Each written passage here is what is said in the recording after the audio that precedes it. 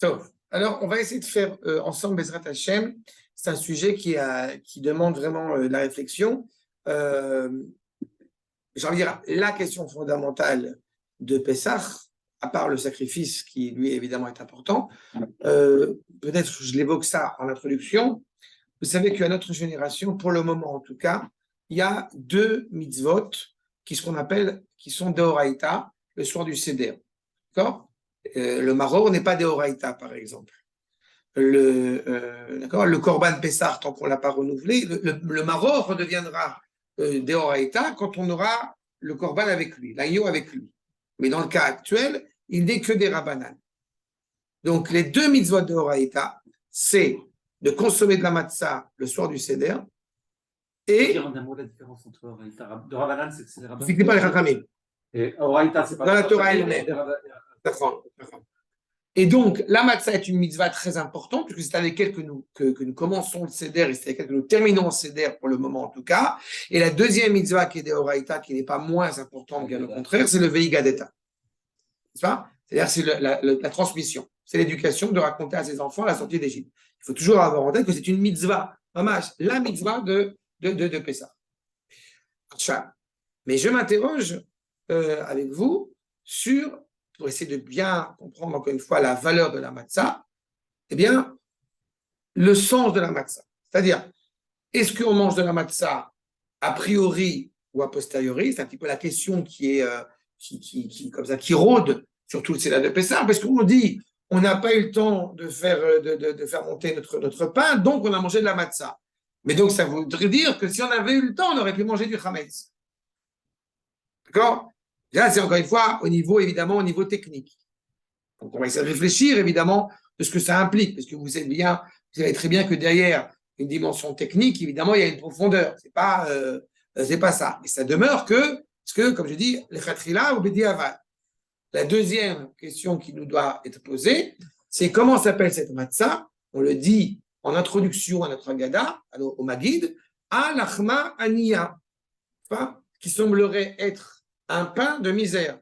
Mais comment est-ce qu'on peut parler d'un pain, a priori, un pain de misère ou un pain du pauvre sur une mitzvah qui est aussi importante, dont on va sanctifier la soirée à travers cette matzah que nous allons consommer? Comment est-ce possible? J'ajouterais même plus que ça. Comment est-ce qu'on peut parler d'un pain de misère alors que, et Laurent le sait très bien, puisqu'il est Cohen, alors que c'est, je vous rappelle, le lechem apanim, le pain que nous consommons dans le Beth Amikdash, il est matzah. Chaud toute la semaine, tari, frais toute la semaine, mais il est matzah. Donc comment est-ce qu'on peut imputer une dimension, semble-t-il, négative, qu'elle a l'air comme ça, quand on parle de la matzah? Le troisième point que je mets devant vous en phase, est-ce que la matzah, et si on sait que par exemple le Korban Pessah, l'agneau, il est rattaché à la Géoula. Le maror, on sait qu'il est rattaché à l'amertume, de l'esclavage. Mais qu'est-ce que la matzah? Est-ce que la matzah, c'est rattaché à la Géoula ou c'est rattaché à notre situation d'exil? A priori, on pourrait penser que c'est rattaché à la Géoula, puisque c'est la dernière chose qu'on goûte, qu'on a en bouche à la fin du Seder, le afikomen. Donc, c'est vrai que c'est la Géoula. D'un côté, on dit que, comme j'ai dit, c'est un pain qui est simple, il y a de la farine et de l'eau.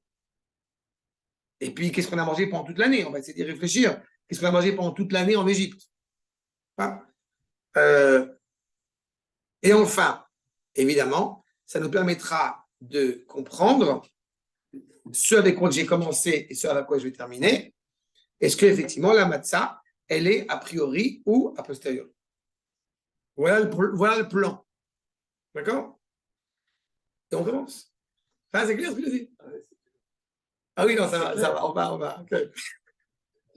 Mais je me laisse le babine d'avance. Tom, voyons ensemble. Première source d'abord que vous avez devant les yeux, dans le Sefer Shemot, dans la paracha, Vaïssa Ha'am et Batseko, Terem Yechmatz Miserotam, Tsurerot Besimnotam, Al Shechma. On nous dit clairement que le peuple, donc, élève sa pâte, son pain, avant même qu'il devienne chametz. Encore une fois, il n'y a pas de levure, etc.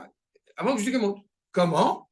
Je te dis, bessimlotam al shichman. Pourquoi? Parce qu'en fait, qu'est-ce qui se passe? On le dit dès à présent. La pâte, elle est sur notre épaule. Elle est sur notre dos. Ça veut dire que, vous le savez, tous ceux qui ont fait du pain le savent pertinemment, qu'est-ce qui se passe? Quand est-ce que la pâte, elle monte? Quand elle se repose. Mais si elle est constamment en mouvement, elle n'a pas le temps de se lever. D'accord? Donc, ça laisse entendre qu'effectivement, comme on était en mouvement, parce que on ne savait pas quand est-ce qu'on allait sortir, on était en préparation à sortir, donc par conséquent, la pâte, elle n'a pas eu le temps de se lever. Donc, si on avait eu le temps de lever la pâte, elle serait levée. Donc, se lever, c'est quelque chose de négatif. Et aussi, il y a ce temps dessus. D'accord? Elle n'a pas le temps parce qu'il y avait une action. Il y avait une action. Oui, mais ça veut dire que si effectivement on avait eu le temps, cela dit, on peut s'interroger dès à présent. Mais je la laisse pour l'instant de côté, mais on va y revenir. Toute la nuit, on était en Égypte.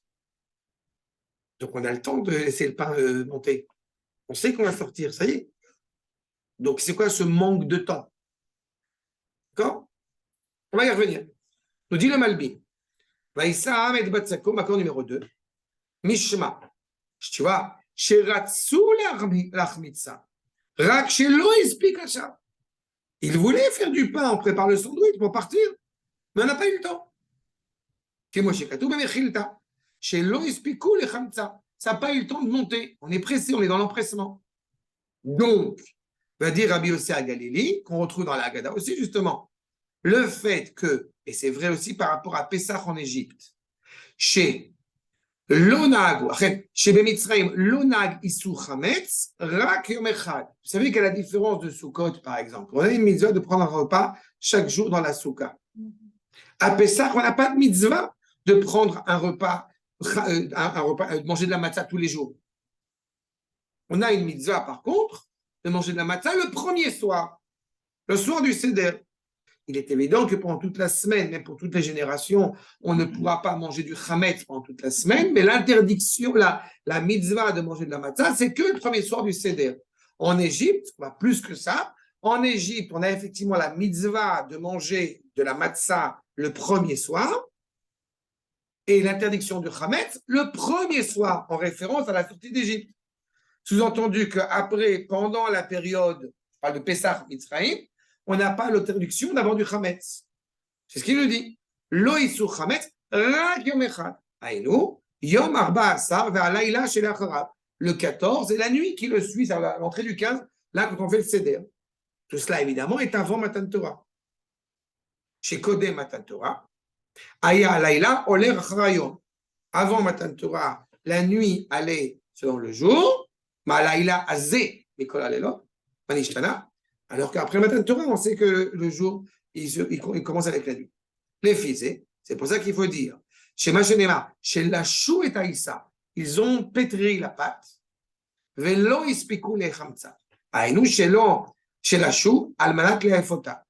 A priori, ils ont pétri la pâte, ils ont, en vue de la préparer pour faire du pain, enfin des gâteaux, je ne sais quoi. Mia terem tachmet. Rakigur chou mitzrayim. Mais comme on a été renvoyé d'Égypte, donc on n'a pas eu le temps de faire cuire notre pâte à la hauteur de ce qu'on aurait pu faire. Et comme je répète, a priori, ça laisse entendre que c'est un détail technique. Sauf qu'on n'est pas dans le détail technique, vous en êtes conscient. On a un ordre divin de ne pas permettre à la pâte de s'élever. Velo yechlu la'afota. Uma shenema, velo ispiku lechamtza. Zaya Benes, que nous dit le Rav, le fait qu'il n'ait pas eu le temps, c'est-à-dire extérieurement, le fait que techniquement on n'a pas eu le temps de permettre à la pâte de se lever, en réalité, c'est un miracle qu'elle n'ait pas eu le temps de se lever. Pourquoi? J'ai envie de dire, Mazal qu'elle n'ait pas eu le temps de se lever. Parce qu'on serait resté On serait resté pour la manger. Je viens de découvrir, je n'avais jamais compris ça comme ça, parce que je suis sur la synagogue est toute nouvelle à Créteil. C'est-à-dire que la brioche de chez le nôtre, elle est bonne, quand même. Il y a pas vraiment... Malheureusement, tu as très bien compris. On est dans l'empressement. J'ai besoin de le rappeler, surtout quand on rentre dans le Seder de Pessah, on pense à la dernière Géoula. Si on pense trop à la Aliyah, on ne monte pas. Si on ne pense pas suffisamment à la Aliyah, on ne reste pas. Il faut avoir un grain de... Allez, on y va. Ben c'est ça. Là, la majorité du peuple juif, malheureusement, elle est restée en Égypte. Le 1/5 qui est sorti, c'est ce 1/5 qui a dit « Je ne suis pas encore certain où on y va, mais on y va. » Exactement.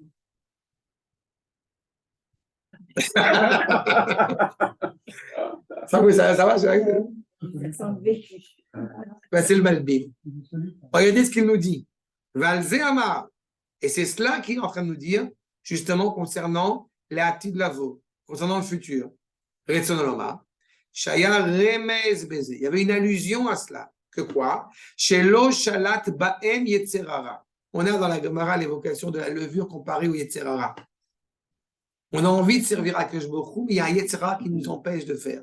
Akadosh Baruch Hu, en provoquant l'histoire, les empêche de, encore une fois, de se réduire à rester à prendre son temps, à procrastiner. Vous savez qu'est-ce que c'est que du chometz? C'est quoi le vinaigre? C'est du vinaigre de vin. C'est du vin qui a pourri. D'accord? Chametz, tu prends le temps. On te dit, Al tikra matzah et la mitzvah. Quand on dit la chmitz et la matzah, ne passe pas à côté de la mitzvah quand tu as l'opportunité de la faire.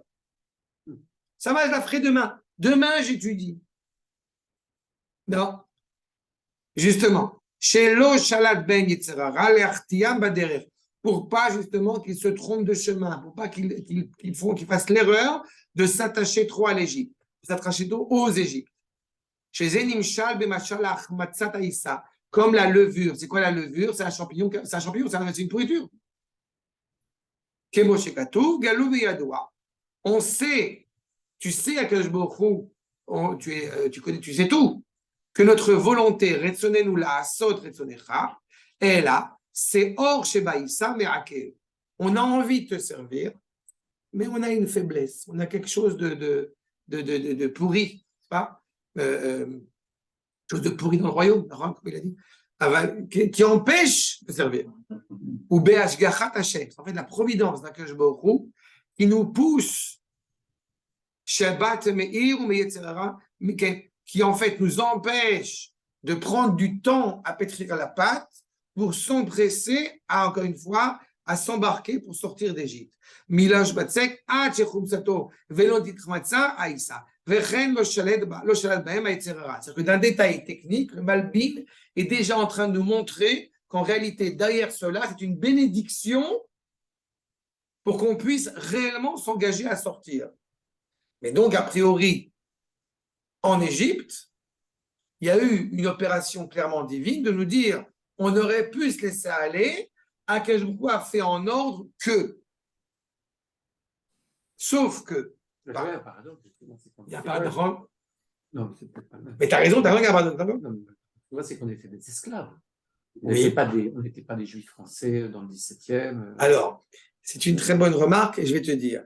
En hébreu, tu as Eved et tu as Meshuabad. Eved, on connaît le terme de Eved, oui. C'est l'esclave. Mais tu as un terme plus dramatique que celui-ci, c'est Meshuabad. C'est être en état d'aliénation avec. Ah oui, c'est ça. D'accord? Exactement. Et là, on était esclaves. Là, Les deux. Ah oui.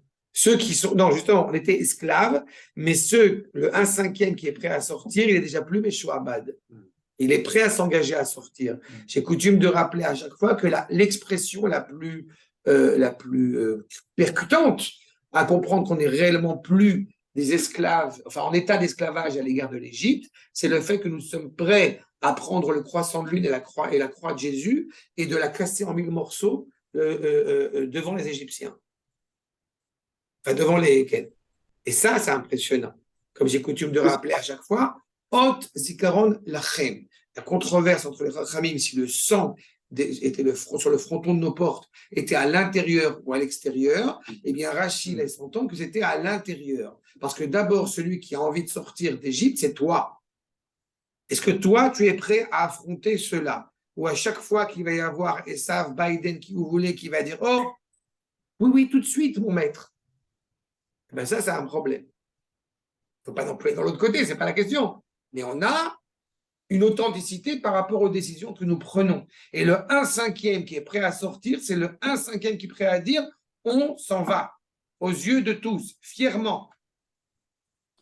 Je m'excuse, juste, on n'était déjà plus esclaves depuis au moins 6 mois. Nahon, tout à fait, depuis Tishri. Et deuxièmement, j'avais une question sur la précipitation. On dit qu'on s'est précipité, mais on a attendu le matin. C'est-à-dire on était avec son bâton, son manteau, etc. Mais on s'est précipité en attendant. Ça veut dire que c'est exactement l'état d'esprit dans lequel se trouve le peuple juif. C'est cette ambiguïté-là sur laquelle on va revenir par la suite. Savoir si effectivement, d'ailleurs, en Égypte, on mange avec ses chaussures, on mange avec sa ceinture, on est prêt à partir. Comment on dit en français, manger sur un coin de table. Je mange, mais c'est juste un petit truc parce que je m'en vais. Sur le pouce. Et bien, le soir du Seder, c'est un peu ça. En Égypte. Justement. Donc, on est d'un côté, effectivement, toute la nuit, mais dans notre tête, on n'est déjà plus là-bas. Mais vous comprenez d'ailleurs, si c'est la Géoula ou la Galoute, cette ambiguïté-là qu'il va falloir essayer de sonder. Où est-ce qu'on est au moment du Seder? D'autant plus que si je dis là un miracle, si je dis là une prouesse, si je puis dire divine, qui enfreint la technique la plus évidente, il n'empêche que pour les générations à venir, on a un ordre de manger de la matzah. Regardez ma cour numéro 3. Il y a Fouet Abatseg, donc il prépare la pâte, Asherotzi ou Mitzraim, ou Gat Matzot. Regarde. On a dit tout à l'heure, dans le chapitre 12, le verset 34, on voulait faire du pain, on n'a pas eu le temps. Dans le même chapitre, 4 versets plus loin, verset 39, la mettre tête, on nous dit, il prépare de la pâte pour faire des ougot matzot. Des gâteaux, des mets, mais de matzot.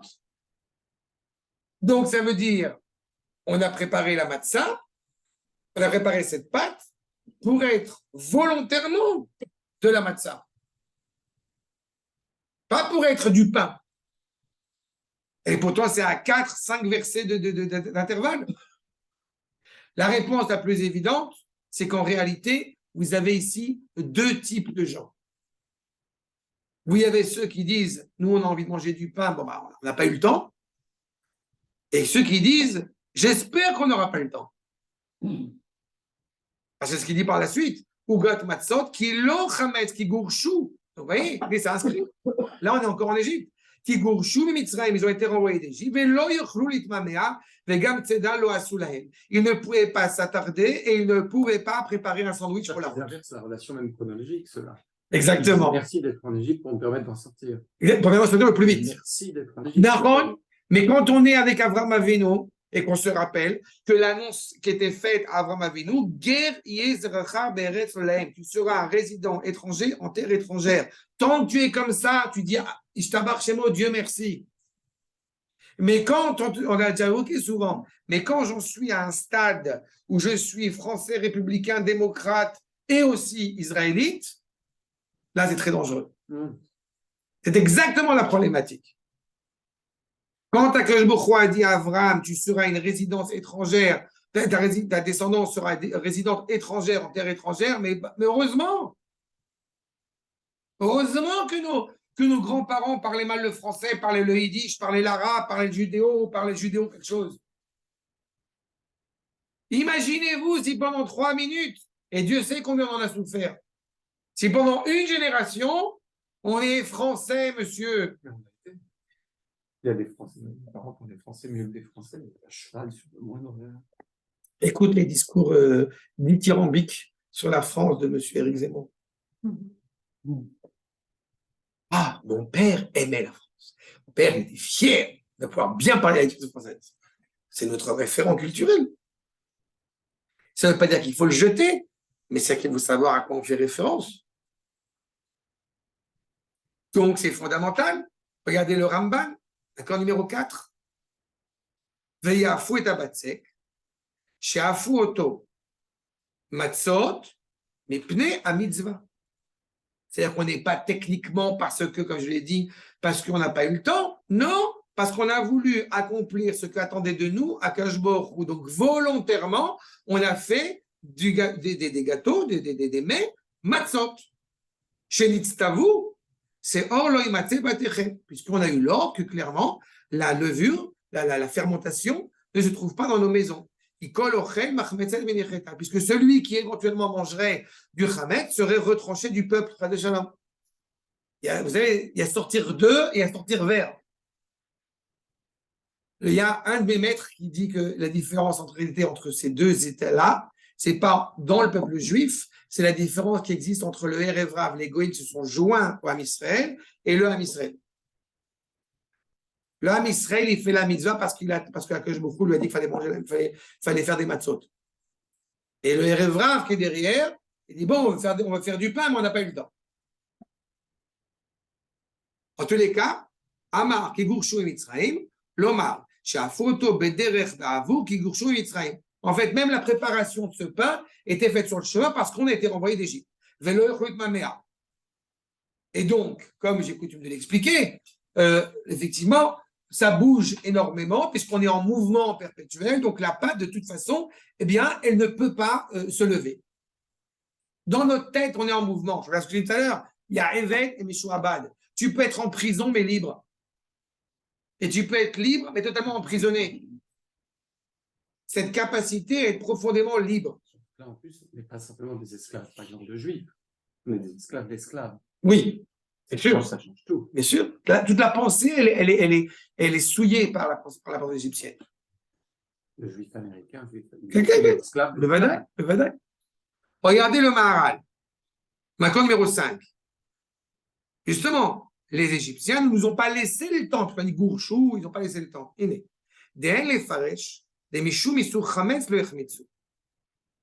On ne peut pas considérer uniquement que puisque justement c'est interdit, je vais utiliser un terme un peu, comme c'est interdit dans la religion du manger du chametz, donc ça n'a pas fait chametz. Pesach Mitzrayim, vous l'avez vu tout à l'heure avec le Malbim qui le rappelle, en Égypte, on n'avait pas d'interdiction justement d'avoir de cette problématique du chametz. On l'aura pour les générations à venir. En parenthèse, à Pesach Sheni, on n'a pas d'interdiction de chametz. Celui qui n'aurait pas eu l'opportunité d'apporter le Korban Pessah à Pessah, il amène à Pessah Sheni, en Yar. Et là-bas, il n'y a pas d'interdiction de chametz. On ne fait pas le ménage une deuxième fois. Mais on doit manger la matzah. On doit picher. On doit manger à la base le Korban. Pas la matzah, mais le Korban. Et aussi la matzah et le marron. Mais d'abord le Korban. En tous les cas, donc il dit le Maharal ne croit pas que c'est ça, puisque la preuve, c'est qu'en Égypte, on n'avait pas cette obligation-là qui va nous être adjointe à toutes les générations. Et là, Yom Echad, mais une seule journée, qui est comme c'est écrit dans le traité de Psachim, Veimke, Mishum Isur Chametz, Ayu Echolim, Le Achmitz Oto. C'est-à-dire que justement, puisqu'il y a une interdiction d'avoir du Chametz le soir du Seder, alors on aurait pu dire, oui, mais le reste des journées, on a du Chametz. Et là, des Karayami Atzmo, mais c'est comme ça qu'il était dès le départ. Chez Loïnichua Mitzrim la Achmitz, les Égyptiens ne nous ont pas permis de faire que ce pain devienne chametz. Même si pour toutes les générations, jusqu'à aujourd'hui, Pessah n'est donc pas une journée, mais 7 jours. Sachez aussi différencier d'un sens obvi du verset que vous avez en fait 2 fêtes. Vous avez Pessah qui est le 14 Nissan et on a Chag HaMatzot qui sont 7 jours. D'accord? Sens obvi. Donc, en Égypte, on a fêté Pessah, mais Chag HaMatzot, c'est pendant 7 jours. Donc, on ne peut pas imputer à la génération en Égypte de dire que comme il y avait une interdiction de Chametz, alors le pain, il n'a pas eu le temps de monter. Non, il y a une volonté de construire l'épine dorsale, la racine identitaire psychologique du peuple juif qui naît à ce moment-là. Qu'on ne s'engage pas à s'enraciner dans cette culture, encore une fois, esclave de l'Égypte. Et c'est pour cela, nous dit le Maharal, Akadosh Baruch Hu, Sibev Etze. C'est lui le maître de l'histoire. Il sait exactement ce qu'il fait, si on avait un doute. chez Lo Yachmitsu Isatam. Il a fait en sorte que même si on avait voulu, la matzah n'aurait pas pu monter. D'accord? Et entre parenthèses, sans aller dans une dimension miraculeuse, pour le peu que j'en sais, il y a toujours des raisons qui sont indépendantes de ma volonté, mais, enfin de ma volonté, c'est pas moi qui le fais, mais parfois le pain, oui, il est bien, elle a chala, ce Shabbat, elle a bien monté, ce Shabbat, elle n'a pas bien monté. Il et c'est pas que la femme, elle n'est pas bien, c'est une réalité. Là, c'est volontaire de la part d'Akadosh Baruch Hu. Pour qu'ils s'empressent encore une fois de nous renvoyer. Puisque l'objectif de Pessah, c'est de bien voir la main d'Akadosh Baruch Hu qui agit.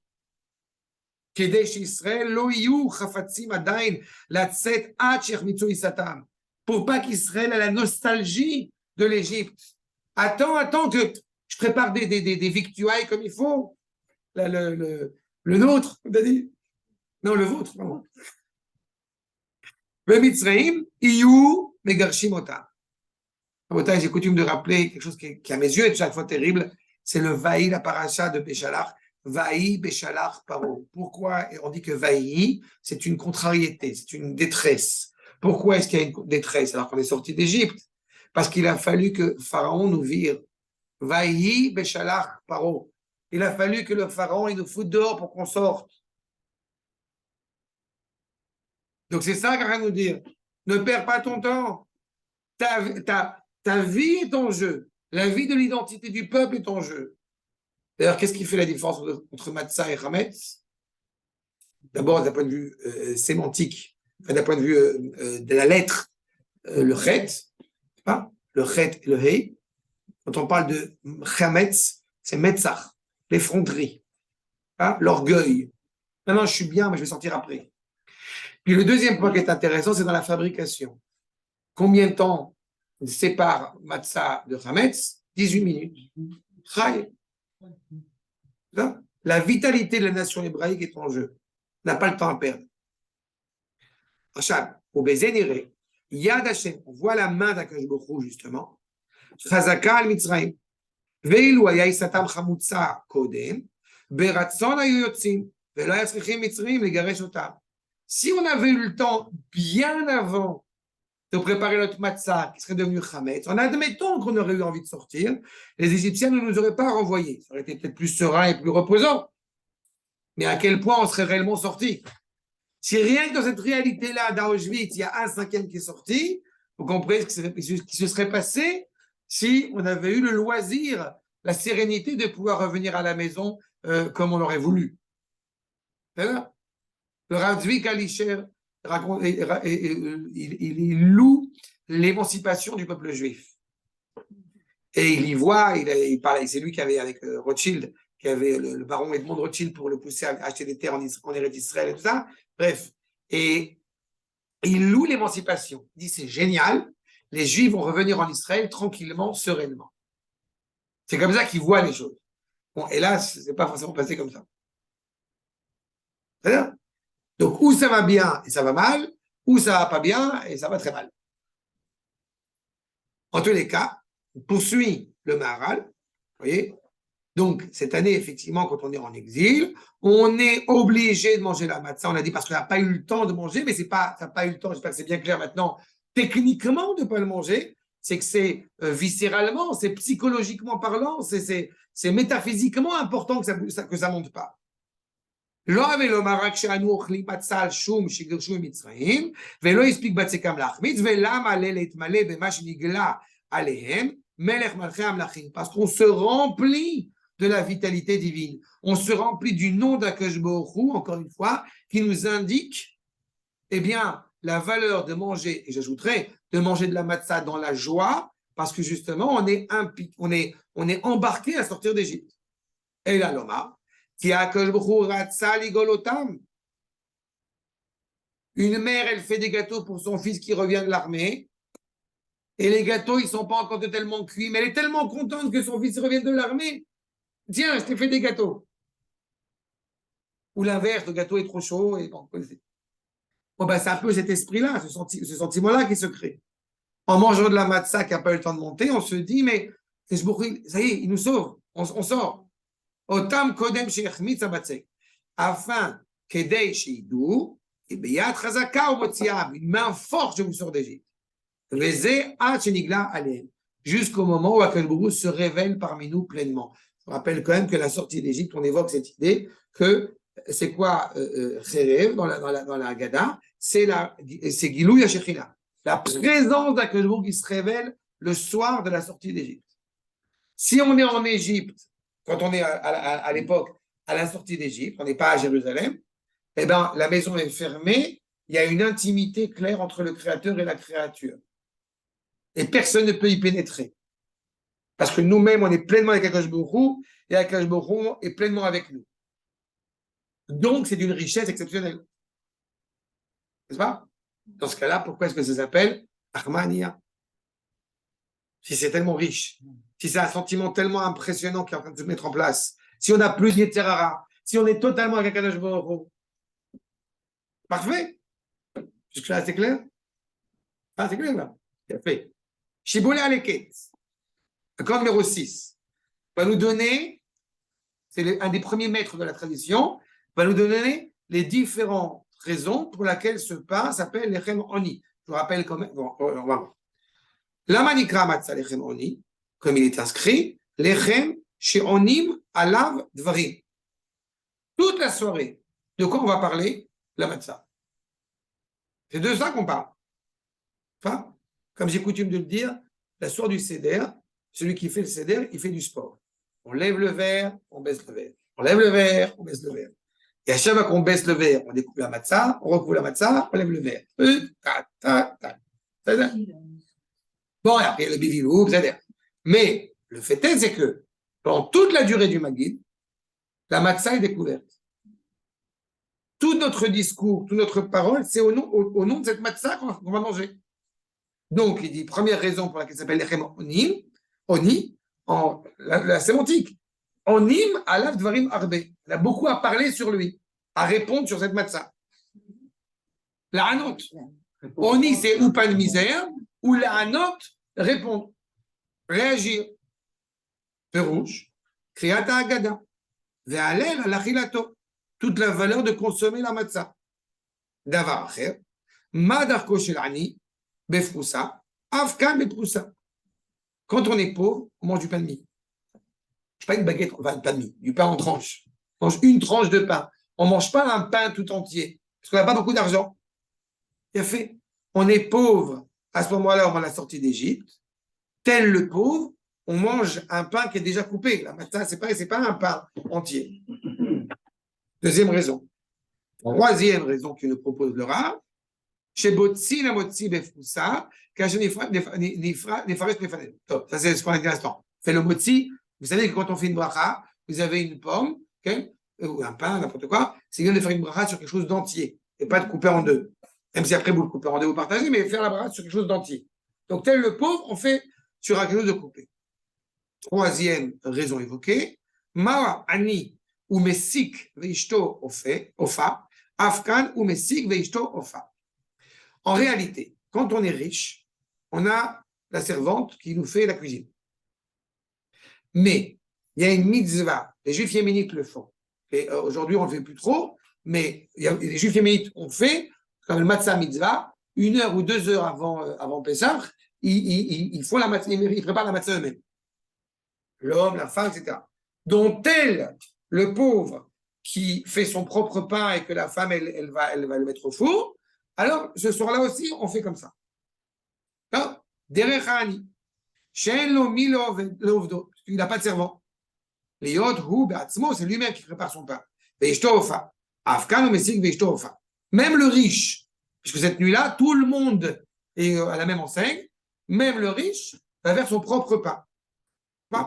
Enfin, dernier point qui est évoqué, le sacrifice du pauvre.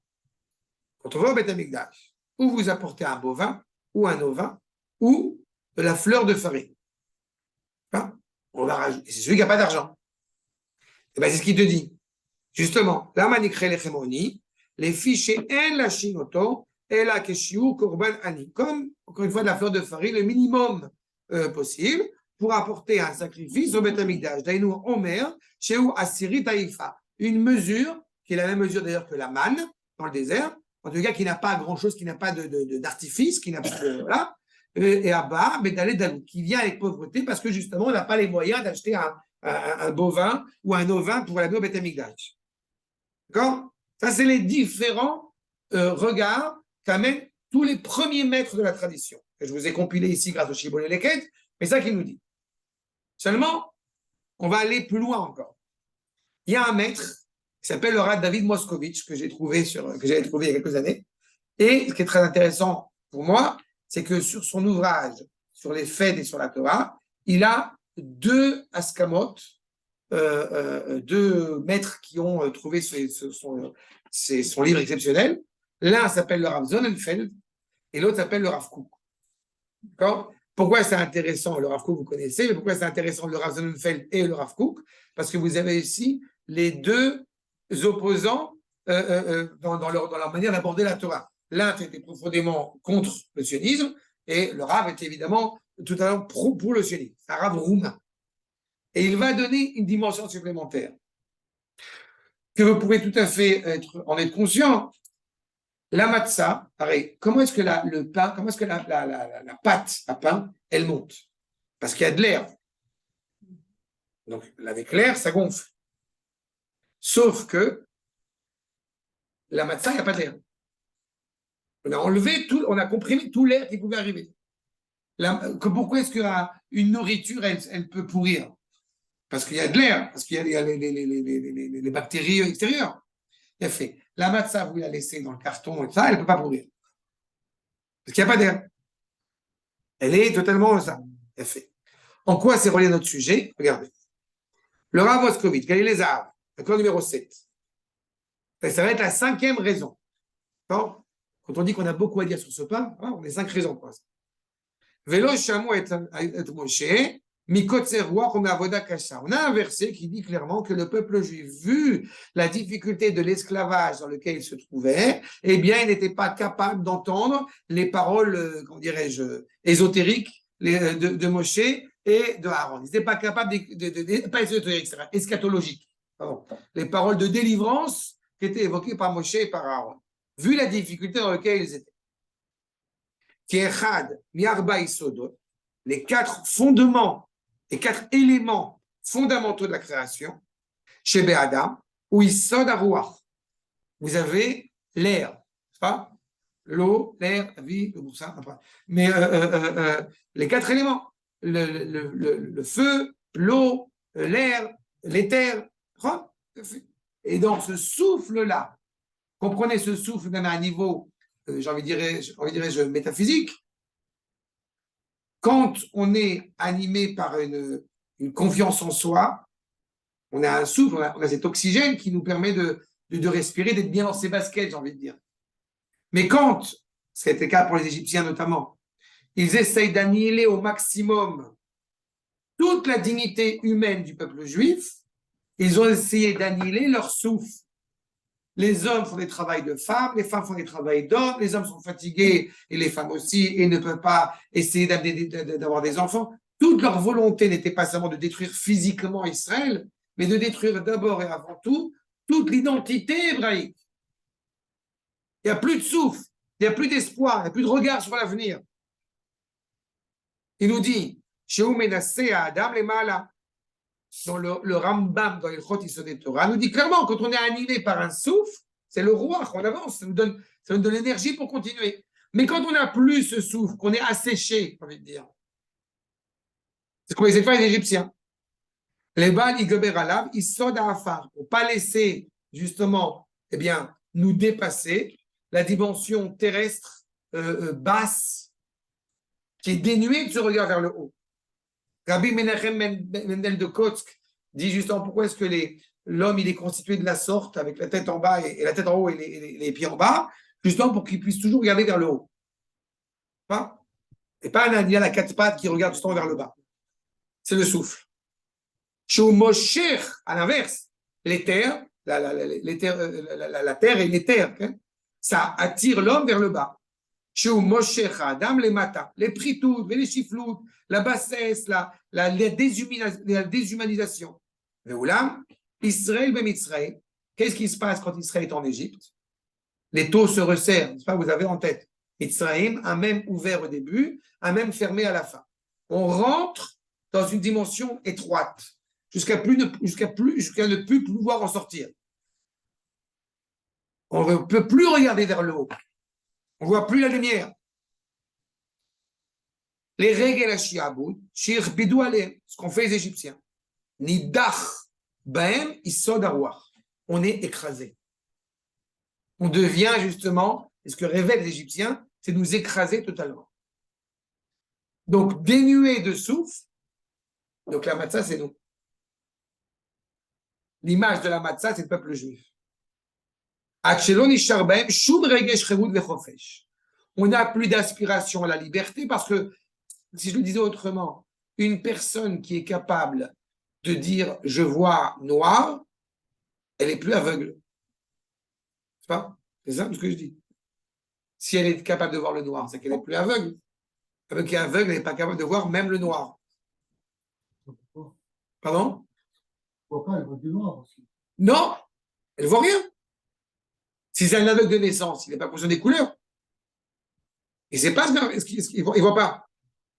Quand tu commences à voir quelque chose, c'est que même du noir, c'est que tu vois quelque chose. Le peuple juif est à une telle dimension d'esclavage à ce moment-là qu'il n'est même pas capable de voir quelque chose. C'est ce qu'on essaie de faire les Égyptiens. De nous enlever tout le souffle qui pouvait nous animer, tout ce souffle d'optimisme qui pouvait être inhérent au peuple juif. Du coup, ils n'écoutent pas Moshe et Aaron. Vous voyez, le souffle, la luminosité, j'ai envie de dire, elle est éteinte. Nirba baem isod arwah. Velo irgishu ot chisaron. Ils ne ressentent même pas le manque de quelque chose dans leur situation d'exil. Connaissez ce genre d'expression de non, mais on ne peut rien faire, on est foutu. On est foutu, c'est la fin de la démocratie, c'est la fin de l'État d'Israël. Mais non. C'est exactement ça. Le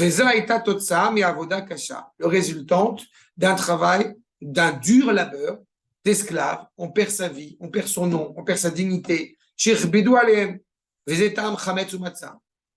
le sens, nous dit le Rav, de cette notion de chametz et de matzah. Donc, ce qu'il faut faire, c'est rétablir le souffle de l'âme Israël. C'est rééquilibrer ce souffle. Rééquilibrer cet élan de liberté. Mais on va y revenir à ça. Regardez la suite. Ligne 83. Matzah. À la fin de la ligne. Matzah. En ba mi yisod harוח klal. Val ken nikret lechem oni. Donc, 5e point, on l'a vu un petit peu avec Shilbo et Leket. Pourquoi la matzah s'appelle lechem oni? Parce qu'on y voit la paupérité, on y voit la pauvreté, la simplicité de ce manque de souffle. Umitamze et minchat ani, on retrouve le sacrifice. Minchat ani matzah, veshel hashir chalat chametz. Celui qui est riche, c'est le chametz. Celui qui est pauvre, il amène ce qu'il peut apporter. Ça, regarde. J'ai pris l'exemple de l'aveugle. L'aveugle, on a dit que quand justement, puisqu'il ne voit pas les couleurs, donc il est aveugle et c'est tout. Mais si on commence à voir les couleurs, c'est qu'on commence déjà à voir. Quand je demande, je m'interroge, je vous donne déjà un aiguillage. Si la matzah, c'est le pain de la Géoula ou le pain de la Galoute, si, quand je mange la matzah, je ne vois pas la différence avec les autres nuits, c'est que je n'ai rien compris. Si je commence à manger de la matzah et que je me réjouis de manger de la matzah, c'est que je commence déjà à être libéré du joug égyptien. C'est cette perception-là qui prend tout son sens. Comme dira le Rashbetz, Quand on mange le marron, justement, si on est capable de percevoir l'amertume, c'est qu'on est déjà en train de se libérer. Mais le plus grand danger, c'est quand on mange de l'amertume et qu'on ne se rend même pas compte qu'elle est amère. Pardon? J'adore ça. Mais c'est très bien, Je les suis deux. pas coupable, j'adore ça. Je trouve De ça quoi, super. la Le salade? marron, ouais. C'est très bien. Non, pas la chazeret. Tu manges la chazeret? Non, je parle du marron, la feuille amère. La feuille amère. Je sais pas, c'est du Ça fait mieux. Non, pas le céleri. C'est la salade. Non, carpaccio, c'est autre chose. Non, je ne parle pas du carpaccio, je parle du marron. Si tu parles de la laitue, alors je vais te dire quelque chose. Je me régale. Je Je suis en train de dire que ça doit pas être Non, non, non, non. Je vais te dire. Ce que dit le Rabbi Nachman de Breslev. Le marron, Gematria, mort. Laitue, Gematria, vie. Tu manges la laitue, tu es déjà en train de revivre. Et chose très intéressante aussi, la laitue en hébreu, chassa. C'est quoi chassa? C'est chas Hashem. Que je me prie miséricordieux à notre égard. La rousse, c'est miséricordieux à son égard. L'amertume de la feuille, elle est au bout de la feuille. Oui. Plus tu te rapproches du cœur de la laitue, plus c'est doux, Oui. plus c'est matok. Oui. C'est exactement ça la fin de l'exil. Tu vois l'exil avec des difficultés, mais plus tu te rapproches de la source, plus tu vois ces difficultés avec métikout. D'accord? C'est une parenthèse. C'est clair jusque-là? Parfait. Avançons. Accord numéro 8. Donc, encore une fois, il faut compléter cette situation douloureuse dans laquelle nous nous trouvions pour pouvoir justement reprendre du poil de la bête, reprendre du feu. Le problème. Et j'ajoute un dernier point, un dernier sens sur la matzah. Comme beaucoup de plats de pauvres à travers notre exil, ce qui est assez significatif et assez similaire entre tous ces plats de pauvres, comme Ashkenaz, Sephara, ce que vous voulez, ce sont des plats lourds qui tiennent sur l'estomac. D'accord? C'est fait exprès.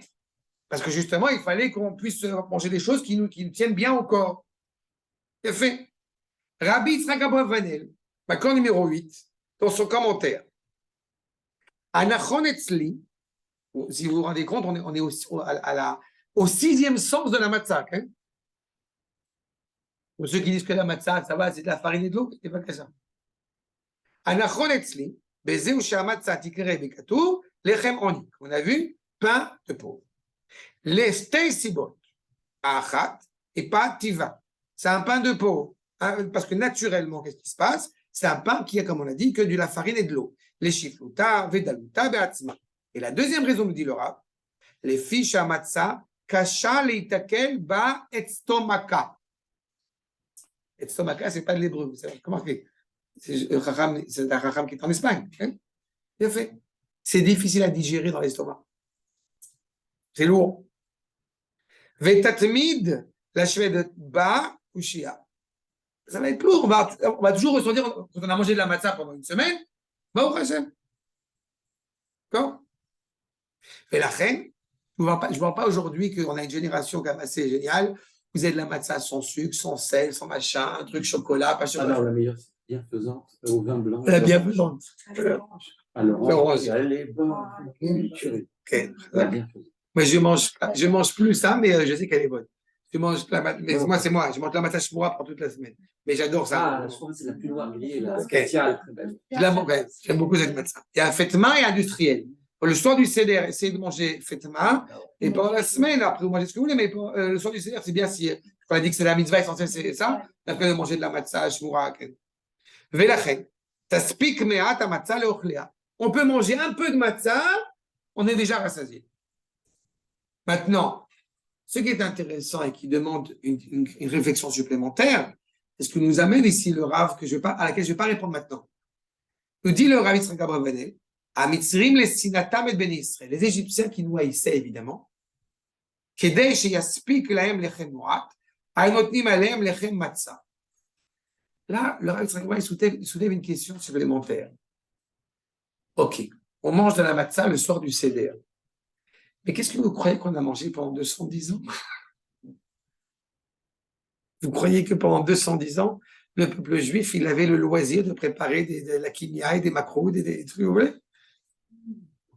Les Égyptiens nous pressaient par eux-mêmes, par haine à l'égard du peuple juif, et dans ce cas-là, toute l'année, on a mangé de la matzah, pas que pendant la nuit du Seder. Alors la question, elle s'impose. Comment on est en train de louer la matzah alors que ce n'est pas très différent de ce qu'on a mangé pendant toute l'année?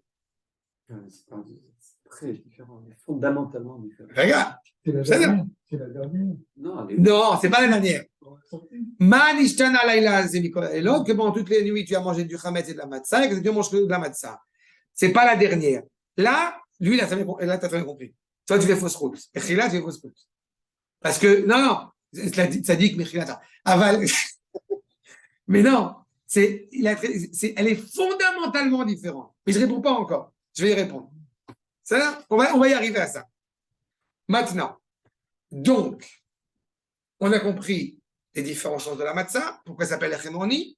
On a mis en évidence si c'était a priori ou a posteriori. Ce qu'il en sort de tout ça, c'est que la matzah, elle va opérer sur nous une transformation fondamentale, radicale. Puisque cette nuit-là, et pour toutes les autres nuits après, à travers les générations, il faut qu'on mange de la matzah pour encore une fois, être conscient, percevoir dans sa chair la sortie d'Égypte, la Géoula de l'Égypte. Alors, j'aimerais qu'on comprenne en quoi, effectivement, eh bien, l'âme de la nation, le corps de la nation hébraïque, grâce à la matzah, sort réellement d'Égypte. J'ajoute un point que je n'ai pas ici retranscrit, mais que je vous dis. Manitou rappelait un élément qui m'a toujours profondément interpellé. On pourrait faire une nuit le 14 Nissan en faisant une conférence exceptionnelle, magistrale, sur la sortie d'Égypte. D'accord ? Et en réalité, ça peut tenir pendant 10 ans. Et après, ça se casse la figure. Parce que la mémoire ne peut pas se contenter d'être une mémoire intellectuelle. La mémoire, il y a une dimension de la mémoire qui est une mémoire olfactive, mémoire des sens. Il faut que dans notre chair, on perçoive la sortie d'Égypte. Tu peux demander à n'importe quel juif plus ou moins proche de la Torah, il y a des éléments qui sont avant-coureurs chez lui, des éléments qui sont percutants chez lui, c'est quels sont les mets culinaires qu'on mange à chaque fête. Il y a quelque chose qui reste inscrit en lui par le biais de ce que son estomac va commencer. Je n'ai pas dit que c'est que ça à consommer. Je n'ai pas dit que c'est que ça, mais ce n'est pas négligeable. On peut sentir un parfum, ça nous remémore une vague d'histoires, une vague d'épisodes, parce qu'on perçoit le parfum de son père. Exactement. Et ce n'est pas qu'une madeleine, c'est tout un univers derrière. Donc la matzah, elle est fondamentale. La matzah, elle nous fait pénétrer dans un autre univers, physiquement. Il est, Bakasha. Tout cela est fondamental. Le ménage de Pessah qui rentre dans cet environnement-là. Maintenant, Rabotai, ce qui est déjà inscrit dans le fait de consommer de la matzah pendant cette semaine, Rabotai, il faut se rappeler que dans les simanim de la Haggadah, on a 2 simanim concernant la matzah. Il y a 2 éléments concernant la matzah. On a le fait de consommer, puisque c'est une seudat mitzvah, donc il faut manger du pain, et il se trouve que notre pain, c'est la matzah. Donc on a une mitzvah de manger du pain, parce que c'est par le biais du pain qu'il y a une seudat, et on a la mitzvah de consommer de la matzah en tant que telle, qui est notre pain pour la semaine. D'accord ? Donc, ce qui est cependant important, vous remarquerez, c'est que la beracha sur la matzah, c'est pas Baruch ata Hashem mecholam al achilat matzah. C'est Asher kideshanu be mizotav vetzivanu al achilat matzah.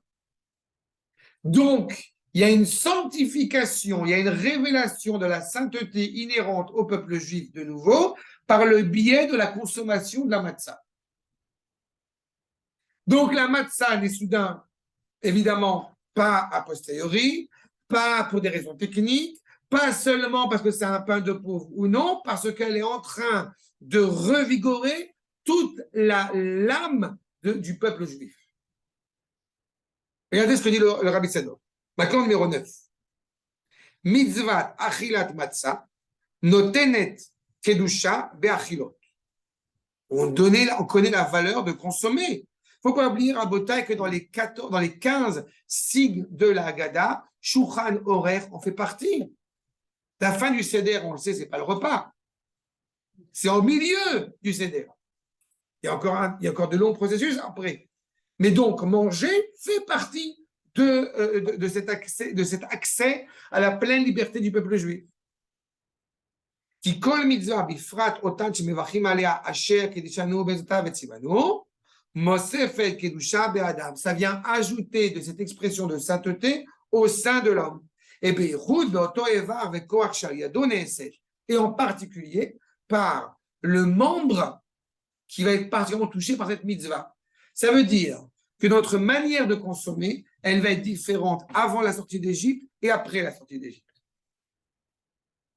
Une manière de consommer, notre rapport à la nourriture va être pleinement vécu différemment.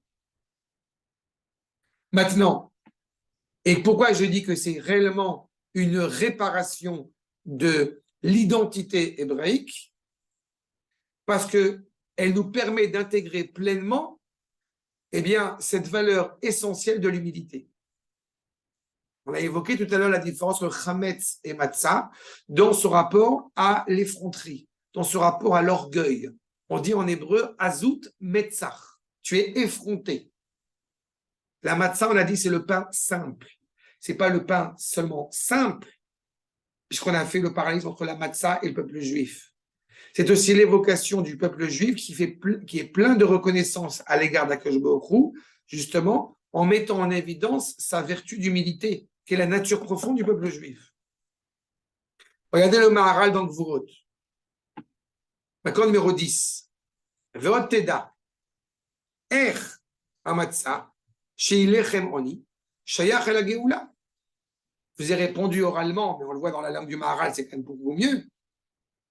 Comment est-ce que ce pain, a priori qui est donc un pain pauvre, avec tout ce qu'on a évoqué auparavant, peut être considéré comme étant le pain de la Géoula? Dans le Zohar, la matzah est appelée l'achma de Asuta, le pain de la guérison. L'achma de Imanuta, le pain de la Emouna. C'est un pain riche, c'est pas un pain pauvre. Comment est-ce que extérieurement on voit ce pain qui est affaibli, qui est simple? Comment peut-il être le pain de la Géoula? Répond le Maharal, qui a un nishen odavar, vezeinyan pshitut, kasher omed beatzmo. Qu'est-ce qui différencie le pauvre du riche? C'est que le pauvre, il n'a rien. Pourquoi c'est un avantage? Je dis que quand le peuple juif il revient en Eretz Israël après 2000 ans d'exil, eh bien, il est engagé. Les gens se disent, oui, avant, les gens étaient plus sionistes. C'est pas vrai. C'est absolument faux. Par contre, quand les gens, ils arrivent une main devant, une main derrière, comme on dit en Eretz Israël, ils n'ont rien à perdre. Ils ont tout à gagner. Le peuple juif, en près de 80 ans d'existence, de retour sur sa terre, il s'est enrichi. Il s'est amélioré. Il a commencé à s'installer. Comme a dit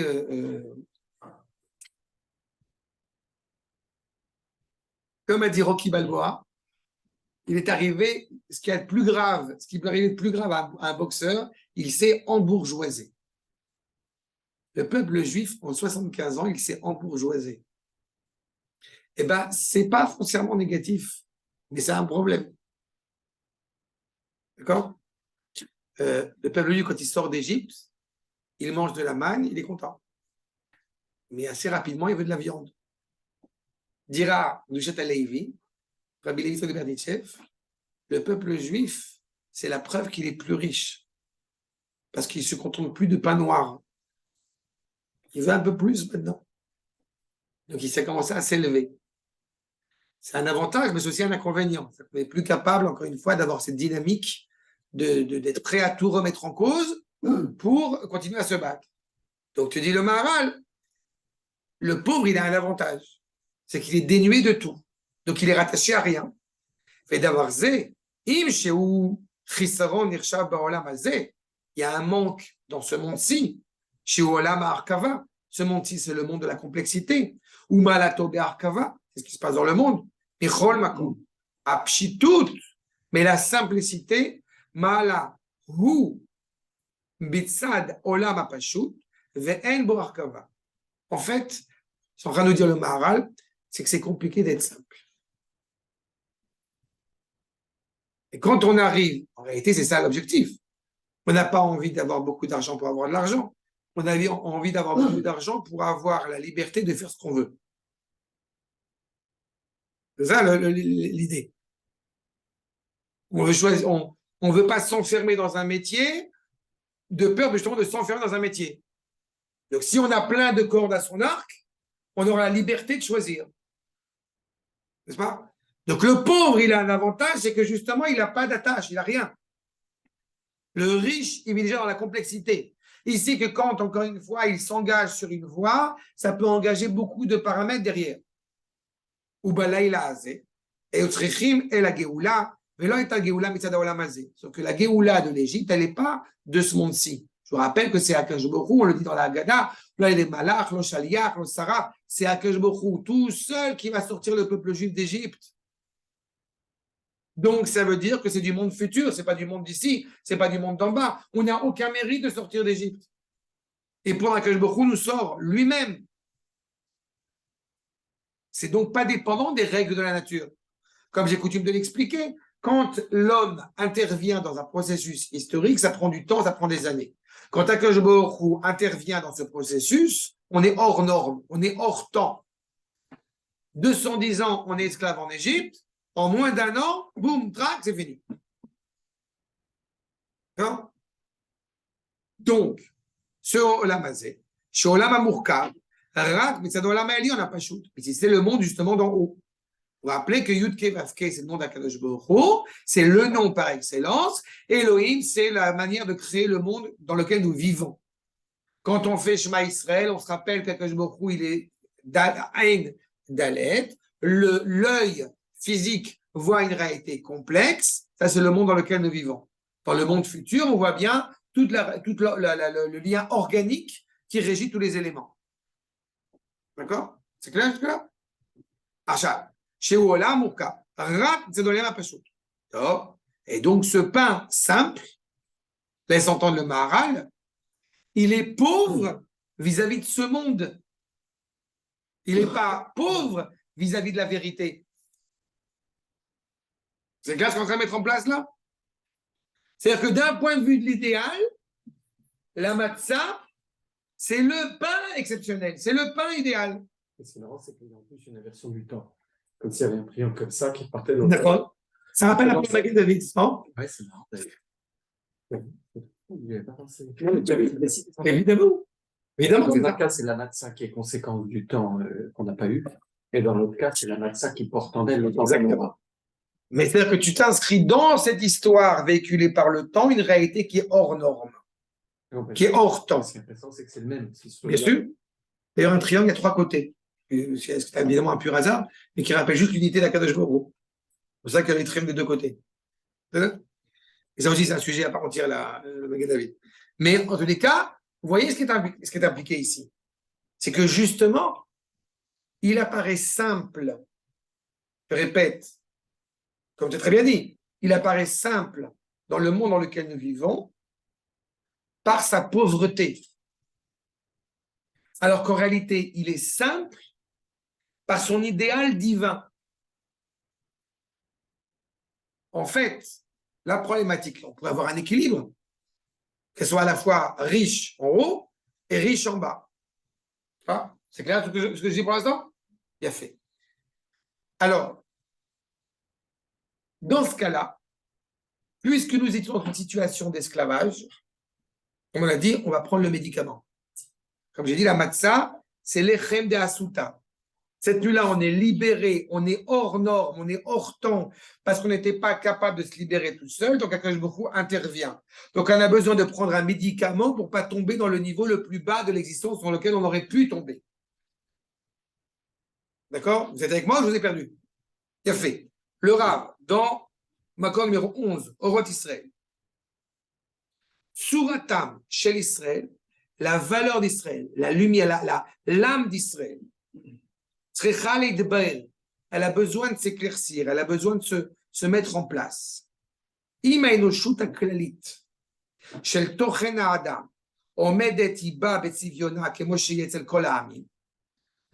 a besoin de se mettre en place. Dans une réalité idéale, eh bien, on mûrit progressivement, on avance. On ne brûle pas les étapes, toute l'humanité, elle avance progressivement. L'Égypte, en l'occurrence, elle apprend la valeur d'Israël, elle voit bénéfique, elle bénéficie, elle apprécie à sa juste valeur ce que lui apporte Israël, et tout va très bien.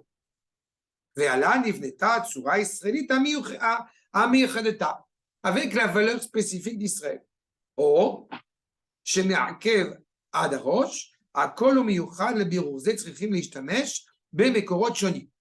pour comprendre la nuance profondément visible entre Israël et les nations, on va invoquer, ou elle est essentielle et on la reconnaît comme telle, ou alors on va invoquer des épisodes historiques, des différents paramètres, nous dit le Rav, les Korot Shoni, Toranim, Sichlim, Historim, Razim, c'est Kabbalah, Ofim, Shirim, les Faïm Gamken, Politim, l'économie, différents éléments qui vont bien montrer qu'il y a une distinction claire entre Israël et les nations. Ou c'est naturellement inhérent à Israël, ou alors, eh bien, l'histoire va montrer qu'on est différent des nations.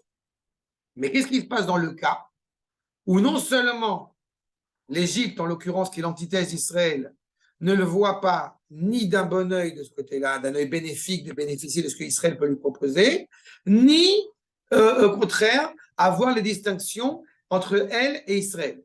Au contraire, elle va essayer de nuire à Israël. Là, on a un vrai problème. Ce que dit le Rav, Nire Adava, chez Mikodem Nera Chadava, chez Tsurata Adam Tishtalem Bechlaluta, l'humanité va se mettre en place de manière générale, ou Betor Tosefet Veitaron, Igalé à la Ouma, Miyuchedet Rucha, un souffle particulier qui est inhérent à la nation hébraïque, qui va se révéler dans toute sa splendeur. Aval, malheureusement, Nitkalkelu Ainyanim, le souffle d'Israël a été souillé, a été blessé. Et même l'humanité a perdu, hélas, de sa grandeur. Mais on se rappelle qu'au-delà d'Israël, l'Égypte, j'ai envie de dire comme l'Allemagne, comme l'Iran, comme beaucoup de contrées, ont perdu de cet humanisme qu'on aurait dû attendre de cette humanité. À tel point que ce qu'auraient même pu apporter les nations à Israël dans leur mise en place de valeurs économiques, de valeurs historiques. Même ça, le chol, on travaille par profane,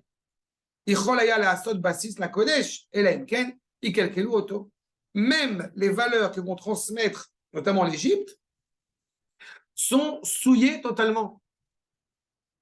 Vous savez que quand on parle aujourd'hui, si je fais un parallélisme, ce qu'a créé la chrétienté, quand la chrétienté, elle va parler à cause de la chrétienté, quand l'humanité va parler d'amour, c'est toujours suspect. Alors que l'amour, c'est quelque chose de positif, de grand, de noble. Mais par le biais de la chrétienté, ça a souillé ce qu'est l'amour. Par exemple, Ve'uchecha galut Mitzrayim, et donc on va devoir se retrouver dans une situation d'exil, la vo beto kura barzel, dans un creuset où le peuple juif va se constituer, chez Tzirfa et Tzada Adam chez Israël, qui va en fait bien nettoyer, j'ai envie de dire, la scorie sur l'or hébraïque. Il y a des scories, il y a des sigim, comme on dit, qui vont se greffer sur cet or, sur ce métal précieux qu'est Israël, et donc il va falloir passer par le joug égyptien pour s'en libérer totalement. Jusqu'au moment, jusqu'à devenir une nouvelle créature, malheureusement, comme Israël va commencer à se mélanger aux yeux des nations, donc la seule solution, c'est de se couper totalement des goïms, totalement du chol, totalement du chametz.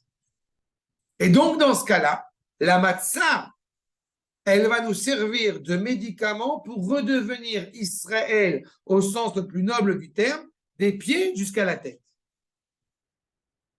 D'accord? Ça, c'est ce que va dire le Rav Kook. Donc, on était malade, grâce à la matzah, on va se guérir. Donc, la matzah, elle nous permet d'accéder pleinement à la Géoula. Je vais y revenir. Je vais y revenir. Après les. Oui. On va y revenir. C'est une très bonne question. Non, non, c'est une très bonne question. Comme je l'ai dit, dans le Beth Amidash, on mange que de la matzah. Donc tu vois qu'il y a quand même une indication. D'accord? Seulement le problème, je peux te donner un indice déjà.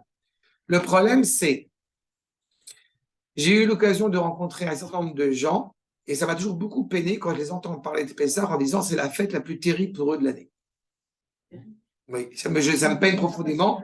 Mais, oui, mais c'est même pas que ça. La matzah, tu entends des gens qui vont aller vite, on va chercher des pâtes parce qu'on ne peut pas vivre une semaine sans matzah. Ça me peine terriblement.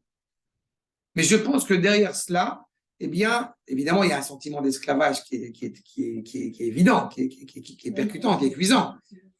Mais en plus de ça, je crois que il y a une mécompréhension de ce que la matzah nous apporte. Et en fait, la question que tu demandes, c'est, et ça revient à la... C'est pour ça que j'ai commencé par ça et je terminerai par ça, si la matzah, elle est a posteriori ou a priori. Selon ce qu'on est en train d'évoquer maintenant, avec le Rav Kook, on voit que c'est a posteriori.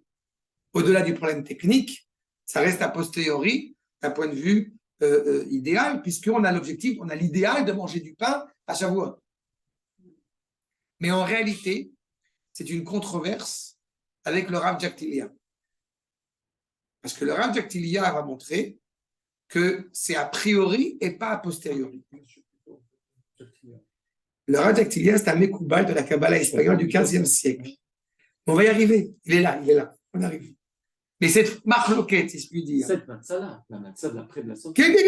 Voilà. Non, la matzah qu'on a dit par rapport à ce qu'on a mangé pendant toute l'année en Égypte, c'est matzah numéro 13. On y arrive, la glace. On va y arriver à ça.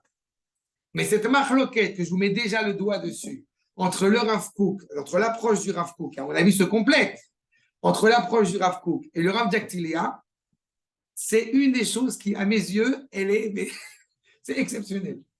Mais on va mettre de côté, on va y arriver. Mais ils parlent de la même matzah tous les deux. Parce que les deux approches sont importantes. Et tu vas voir justement pour qui c'est a priori et a posteriori. On va y arriver. Regardez d'abord le Ramchal. Chez moi, on en mange toute l'année de la matzah. Oui, mais toute l'année, on mange de la matzah et du chametz. Oui. Il a fait. Là, on te parle d'une situation, encore une fois, où il serait un idéal par essence de manger de la matzah. Toute l'année. Non, mais on peut manger de la matzah toute l'année. C'est pas interdit. Tu le dis dans le CDR. Ça n'a pas la même. Mais ça n'a pas exactement. Parce que justement, malgré tout, tu éprouves le besoin de manger du chametz pendant l'année. Il y a une réalité aussi. C'est pour ça que ce que dit le Rav Kook en réalité, c'est pour retrouver un équilibre. C'est pas grave de manger du chametz de manière générale. Juste pendant cette période-là, parce qu'on a perdu l'équilibre, parce qu'on a perdu la voie médiane, donc on arrête le chametz pour se consacrer exclusivement à la matzah, pour pouvoir se guérir et manger du pain à Shavuot. Et je dis, c'est la vie du Rav Kook, qui est très important. Je ne veux pas être soupçonné de ne pas avoir une admiration sans bande pour le Rav Kook, mais on va voir. Non, mais ce que je veux dire, c'est qu'on mange toute l'année. J'ai jamais vu de goïm manger de la matzah. Non, mais on parle d'Am Israël maintenant. Les goïms, on s'en fout. Pour moi, ça a quelque chose Oui, de moi je parle de la libération, encore une fois, de celui qui est capable d'être libéré. Ce n'est pas possible pour les goïms. Les goïms, c'est du chametz en tant que tel. C'est-à-dire, on ne peut pas être libéré par le biais de la matzah si tu n'as pas par essence une tamtzit, une étincelle de liberté. Le peuple juif, il est rattaché à cette liberté. Il est rattaché à cette liberté d'Akadosh Baruch Hu. Pardon?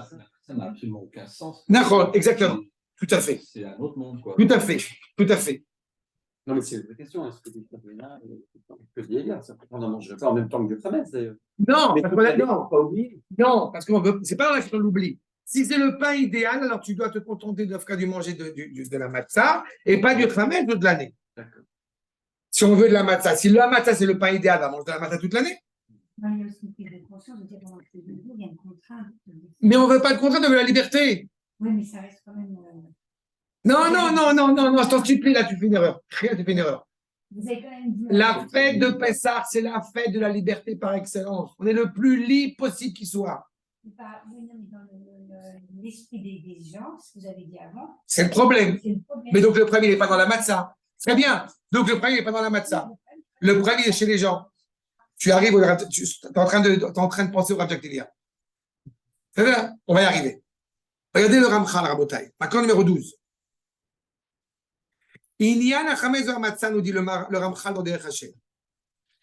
Ad Yetziat Mitzrayim, Ayu Israël, Meuravim Beshar HaUmot. Jusqu'à la sortie d'Égypte, le problème, c'est qu'on est mélangé avec les nations. Goy, Bekerev Goy. J'ai coutume de rappeler que le bébé ne voulait pas sortir de la matrice. Il faut une opération césarienne avec le couteau du rappel de Midrash pour sortir le veau de force de la matrice égyptienne. Goy, Bekerev Goy. On est collé. Ou Beyetziatam, Nigalou Venivdelu. Quand on sort d'Égypte, se révèle la distinction essentielle entre Israël et les nations. Veine, ad Toazman, Ayou, Kol Bechinot Gufot Bene Adam, Fashuchot Bechoshech Vezoama. Jusqu'à présent, d'un point de vue, encore une fois, de la réalité extérieure, tous les corps, toute la réalité matérielle, elle était obscure, souillée, encore une fois, par toutes les réalités qui l'entourent.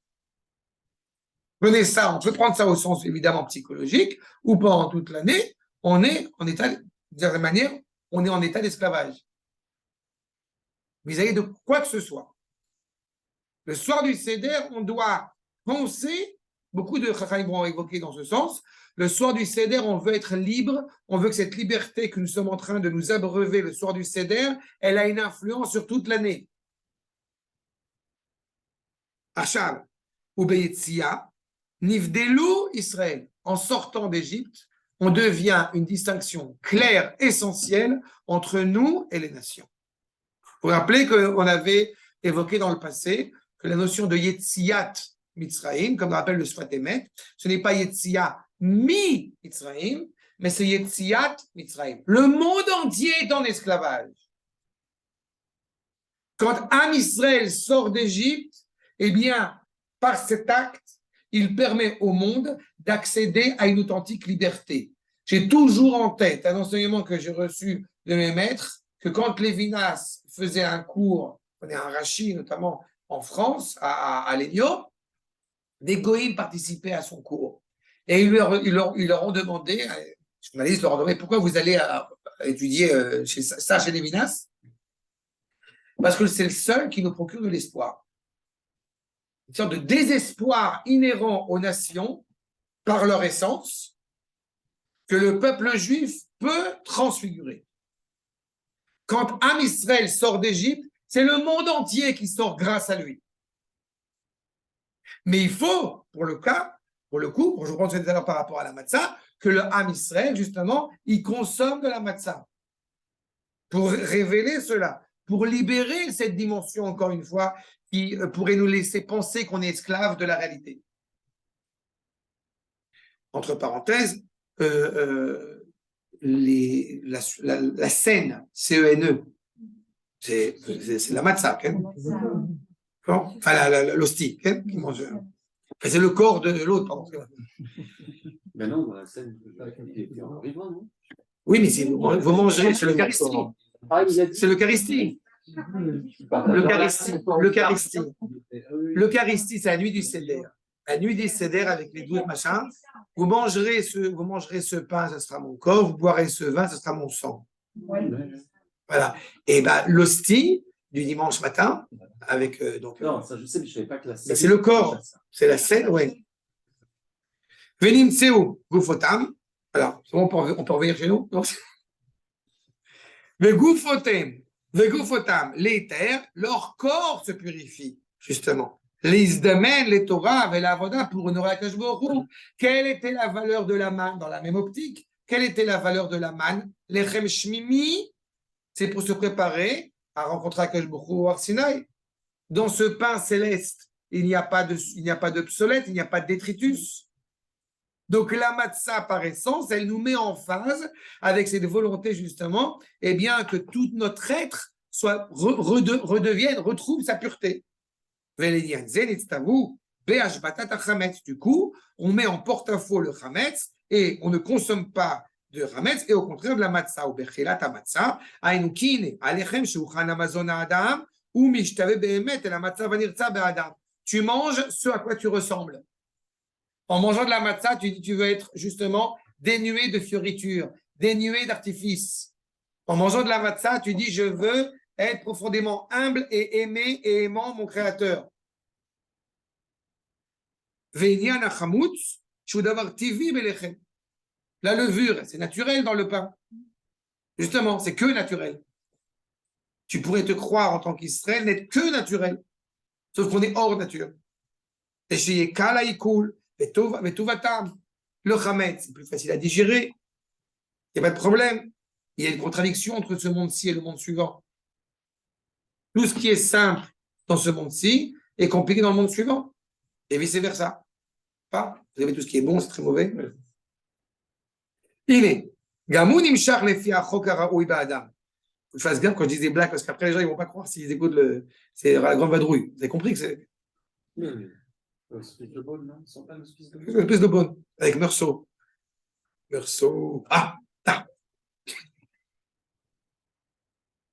Il est. Gamoun imshar lefi achok haraoui ba'adam. Encore une fois, c'est la loi naturelle inhérente à la réalité humaine, biologique, j'ai envie de dire. Quand on est dans la nuit du Seder, le jour devient nuit, la nuit devient jour. Tout est inversé. On vit dans une autre réalité. Cette nuit-là, c'est pas une nuit-là. Aujourd'hui, c'est facile de dire on ouvre la porte quand on va dire Shfochamatra. Pendant 2000 ans, en Pologne, en Algérie, vas-y, déverse ta colère sur les goïms qui t'ont voulu du mal. Et vous vous rendez compte de la confiance en Akadosh qu'il faut pour dire un truc pareil? Et mon père, il jette la salade. Chez Gamut Tsarir, chez Yebo à Yetzerara. Il y a évidemment à Yetzerara une inclinaison matérialiste. En âme, les Zman HaMiyuchad u'Meshuav u'Trefou Israël le'imana min ha'chametz. Mais il y a un temps, justement, on doit se libérer de cela. On doit se libérer, justement, de toutes ces inclinaisons problématiques qui pourraient nuire à notre spiritualité. Donc, c'est le moment où on retrouve notre cohérence. Vous voyez ce qui est souligné, X67, Ya'amdu bemadriga areuya lahem. On va retrouver notre cohérence de juifs. Maintenant, comme j'ai posé la question tout à l'heure, pendant toute l'année, on a mangé de la matzah en Égypte. Ce soir-là, on mange aussi de la matzah. Et comme a très bien dit Arnaud, c'est fondamentalement différent. D'où on puise que c'est fondamentalement différent. Pour bien exprimer ce propos, regardez Makor numéro 13. Le rabbi Israël al-Gazi le Magid de Yaakov.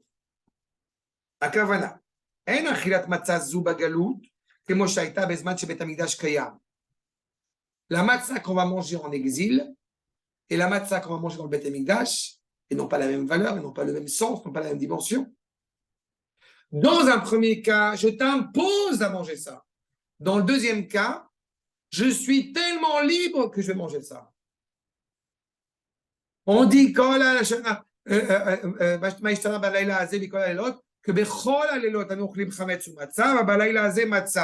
et si je suis libre, a priori, c'est justement cette nuit-là que j'ai mangé ce que je veux. Non, il faut absolument que tu manges de la matzah exclusivement cette nuit-là pour te libérer de toute forme d'esclavage possible. Esclavage de la pensée, esclavage des actes, esclavage des sens. C'est rattaché à la Shrina, rattaché au Beth Amikdash. Nous dit le Rav, ligne 73, Ayu ochlim tamid lachmam ugot kilo chametz.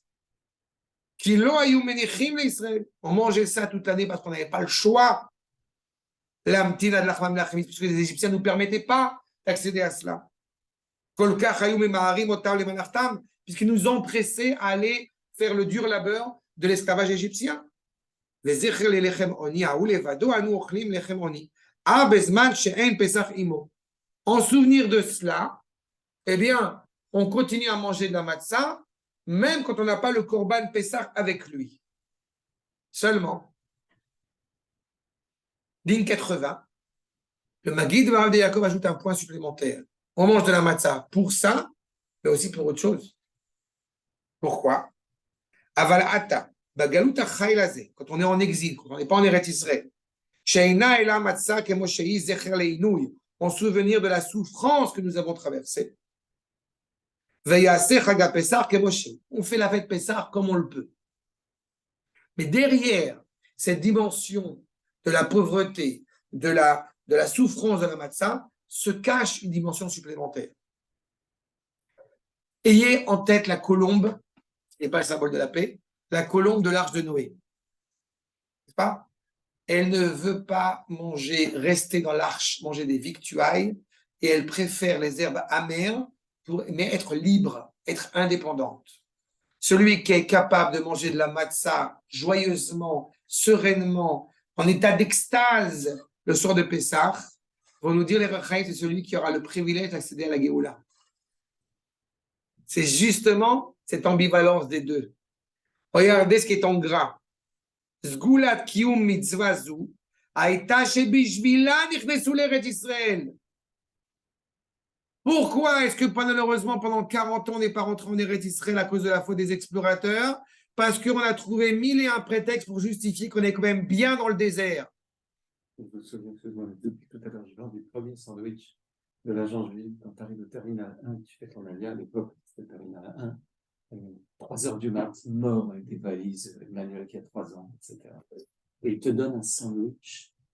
Tu sais, le truc espagnol, où tu as les mecs, une vieille tomate, et c'était pour moi j'aime bien. Chazak, c'est ta bonne santé. C'est la Neshama. C'est le pain de la Neshama. C'est le pain de la Neshama. Voilà. C'était long, on a attendu longtemps. C'était même avec le omelette à l'omelette. Vakasha. Avec le patou. C'est exactement ce qu'il te dit.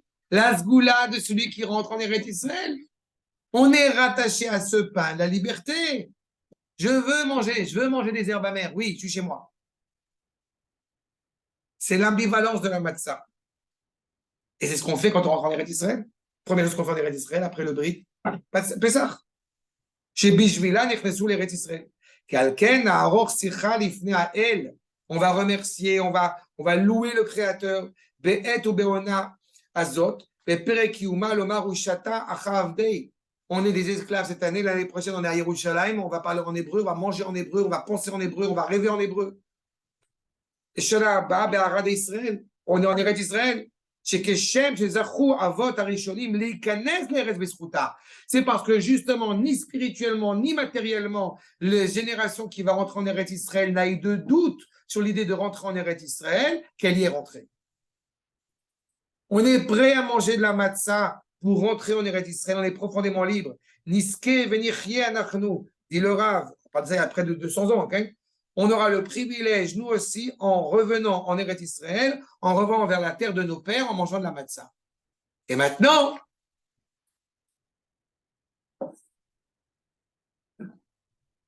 je commence. Non, parce que je n'ai encore rien dit. Attendez, maintenant, le cours, il commence, en fait. Non, d'accord. Bon, je vous dis, je vais toucher le Rav Jack Tilia. Il a un nom quand même de compagnie du Far West, le Rav Jack Tilia. Le Rav Yaakov Jack Tilia. Jack Tilia, okay. Le Rav Yosef Jack Tilia, d'Espagne, de la Kabbalah espagnole. Celui qui a écrit un livre sur Batsheva et David Damet. Non, c'est autre vrai. Oui. C'est celui qui a écrit Sharei Hora'a, un des livres fondamentaux de la Kabbalah. On va y arriver dans quelques minutes. Aval. Ça va jusque-là, c'est clair? Ouais. Bien fait. Donc, le Ramchal, regardez ce qu'il nous dit, Makon numéro 14. Je vous sais que c'est un peu plus long que d'habitude. Je suis navré, mais en plus, là, les reines, il faut que j'aille en enterrement juste après. Mais Les femmes peuvent virer ça. non, on peut terminer, mais on n'a pas beaucoup encore. Ça va? Regarde. Non, mais ils sont fatigués. Je sais que Sophie, moi, je te soutiens. Sophie, moi, je te soutiens. Il n'y a pas de problème. Alors, le Ramchal nous dit comme cela, dans le Mamar HaChochma, Makon numéro 14. Omnam. Ça veut dire que pour, encore une fois, réellement savoir consommer la matzah et l'apprécier à sa juste valeur, il faut avoir fait tout un travail avant. Le travail physique. Les gens aujourd'hui, vous savez, c'est comme cette dernière génération qui dit qu'il faut éviter de donner du vin au bébé au moment de la circoncision, il faut lui donner du jus de raisin, comme ça il ne boit pas d'alcool, etc. ces ânes battaient, le bébé, il a encore plus mal si tu ne donnes pas du vin d'Afka. Évidemment, pour qu'il ait la tête qui tourne un peu. Mais c'est très bien. Bien sûr. Et quand même. Non, tu comprends? Le ménage de Pessah, c'est pas important. Le principal, c'est d'enlever le Hametz dans ton cœur, le Amalek dans ton cœur, et je sais quoi d'autre encore comme autre Halloween. C'est du n'importe quoi. Toute cette préparation, encore une fois, à Pessah physiquement, elle nous construit aussi. On ne doit pas s'arrêter que là, mais on ne peut pas la négliger. Pour sortir d'Égypte, il a fallu toute une préparation pour en sortir réellement. C'est ce qu'il nous dit. Le Etzeratov et l'Etzerara. On va sonder au moindre recoin de voir si, encore une fois, de la petite 4 mètres, si on a réellement fait une correction. Il y a une réparation morale et intérieure. Pour faire germer, on va nous dire le ligne 5, Atolada, Atova, l'école Hashana, pour essayer d'engendrer, d'enfanter, j'ai envie de dire, le bien pour toute l'année. Liotam Kol Hashana Muchanim Lekdusha, est totalement imbibé et animé par la sainteté tout au long de l'année. Ça, c'est le sens qui est fondamental. Donc, on n'est plus dans le pain d'esclavage. C'est, comme j'ai dit, c'est le passage de l'esclavage vers la liberté. Et le Rav Kook, dans ses manuscrits, Omna, Pelom et Tsarim Zot Nachalat Israël Hi, Macron numéro 15, pardon. On commence à mettre en place, on commence à révéler l'identité profonde d'Israël par ce biais de la sortie d'Égypte. Il y a avant la sortie d'Égypte, il y a après la sortie d'Égypte. Le peuple juif est né à la sortie d'Égypte. Ça laisse une empreinte pour l'éternité, dira le Rav dans Oroth, le Rav Kook, que chaque génération, on sort un peu plus d'Égypte. Et plus que ça, Pessah, c'est à vivre la Olam. Vous savez que Pessah doit commencer au printemps parce que le monde rebourgeonne, comme Israël naît au printemps. Vechoser Koach Elion revient à la force supérieure d'Israël, Omer Bechol Moed, Chaga Pessah. Toute l'année, c'est en souvenir d'Égypte. Le soir du Seder, ce n'est pas le souvenir d'Égypte, c'est la sortie en elle-même. Aliede Michla de Asuta, ce pain de la guérison. Michla de Memanuta, le pain de la Emouna. Achilat Matzah, Amouteret, Beashbatat, Chametz Obiro, par ce processus d'annuler le Chametz et de manger de la Matzah. Il y a l'école Shpita, l'école Agbala Sichlit. Il n'y a pas de limite intellectuelle à cela. On n'est pas en train de se demander, mais est-ce que c'est bon ou pas bon pour la santé de manger de la matzah? Tu manges, ça va corriger l'intérieur, ça va faire un ménage. Comme le souffle a été malheureusement souillé parmi toutes les nations. Non, nous on est rattachés à cet élément fondamental, vivant, vital, encore une fois, qui nous redonne cette vitalité à la sortie d'Égypte. Tout est éclairé par le biais de la sortie d'Égypte et, comme je le répète, de la consommation de la matzah. C'est la révélation d'Akadosh Baruch Hu par le biais de la matzah. Et dans ce cas-là, et c'est là que j'arrive au Rav Jaktilia, je termine avec ce avec quoi j'ai commencé, la matzah, lechatchila ou bedi avad, si c'est a priori ou a posteriori, comme on est en état d'esclavage, on a besoin de matzah pour se libérer, ou alors, effectivement, on est en état d'esclavage. Mais c'est cette situation d'esclavage qui nous empêche de voir la matzah à sa juste mesure. Qui en réalité, la matzah, c'est le pain de la liberté. Va dire le Rav Jaktilia, regardez ce qu'il nous dit, ma cour numéro 16.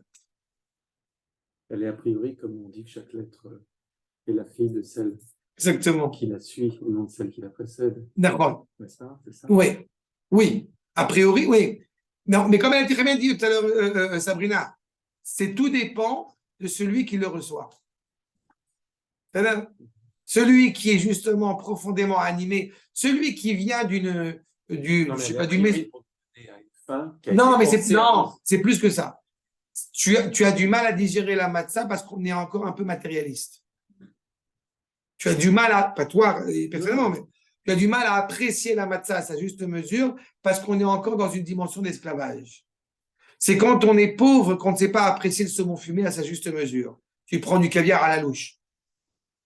Mais quand tu es suffisamment riche, tu sais la valeur du caviar.